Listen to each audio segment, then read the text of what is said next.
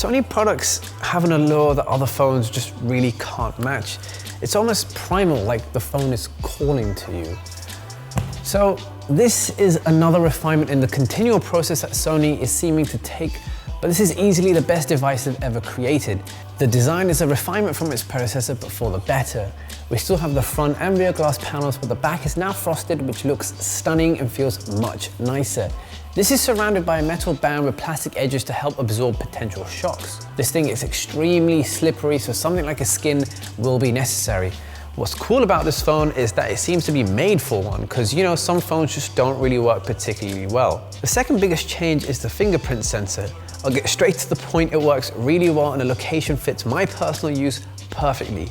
Everyone seems to have their own inclination of preference, but with the double tap to wake and the ability to register multiple fingers, this is a great and natural position. If you've ever used a Sony device before, then you'll feel right at home. There are no drastic changes. This is the standard Z5, if you will, so the screen is the same 5.2 IPS LCD 1080p panel found on the Z3 Plus. It's a great panel with some nice touches such as the ability to adjust white balance and the addition of Sony's X Reality engine, which enhances contrast, reduces noise and fine-tunes saturation. Overall, the device is small for my liking, but I know that this size is perfect for a lot of people. Due to the square body, the feeling in the hand could be better, but man, I tell you, does it look nice. I've always loved Sony's design language and this encapsulates it perfectly. This translates to the hardware too. It's running the Snapdragon 810, which, let's be honest, totally ruined the Z3 Plus.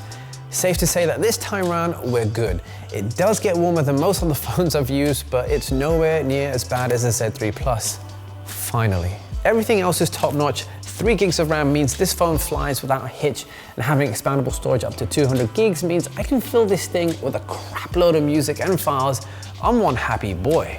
And that experience continues. You may know that I listen to a lot of music, and one of my main gripes in general is the lack of focus on audio from major OEMs. Sony is definitely one of the better ones here, and that is down to the support for high-res audio. Load up some DSD or FLAC files, and with compatible headphones, you should be in for an awesome experience. If not, there are a multitude of options to tweak and tailor the sound for your ears and your headphones. Another showstopper this year is the damn camera. This one's easy, it's awesome. I hated the Z3 Plus camera, but this is entirely different. The 23 megapixel sensor is capable of obtaining some pretty incredible images. The depth of field is strong with near field objects, which is kind of crazy when you realize it's from a phone.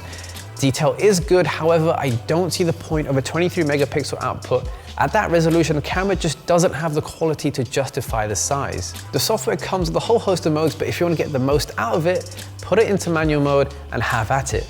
The options aren't so deep, so I would love to see this improved. Where the camera shines though is low light. Sure, there is some noise, but I can take a little noise if that means I can capture these sorts of images. With a phone, guys, listen, you won't be disappointed. The icing on the cake with all of this is the dedicated button for the camera. Perfect. Video is just as good, especially Sony's implementation of software IS dubbed Steady Shot. It just works incredibly well. I'm walking here, holding it in my hand, not even trying. You'll be running this on Android with Sony skin on top, but you knew that already, didn't you? But for those who don't, well, Sony's implementation is one of the better out there. It's light and comes with some nice touches that I like. For instance, the auto sign into open Wi-Fi networks, automatic action, so when you plug in your headphones, volume is set and the app is launched. And it has tight integration with PlayStation, so if you have a PS4, then you have the ability to remote play straight into the device. You can even hook your DualShock 4 up to enhance the playability. This is one of the best features of the Xperia line, and this great addition remains on the Z5. We've got a 2900 mAh battery, which is not bad considering the phone's size. On average, I was able to get through a full day with about 3.5 hours of screen on time. This was at mid brightness, mainly browsing, push emails, watching YouTube and social media and all that kind of good stuff. My runtime has been acceptable, although it's not enough in all honesty. You can get more runtime by using various battery saving modes. These work by whitelisting apps whilst disabling others when the screen is off. There's even an ultra stamina mode for those desperate situations. I love Sony, I won't lie. I think they do some pretty great stuff, but they continually falter with some stupid decisions and silly implementations, which really, ruins this overall perception that they're aiming to create. This phone isn't perfect, but damn, I tell you, it's a good effort. One of the biggest USPs is the ingress protection rating of 68, which I love. This means that it's particle and waterproof, but once again, no salt water. I think the extra inclusions such as the audiophobic coating, the FM radio, the barometer sensor, aptX, H.265, and AMP+ support overall make this a very well-rounded phone. So that's it from me, guys. Let me know what you think down below. And a big thank you to Clove Technology who lent this phone to me.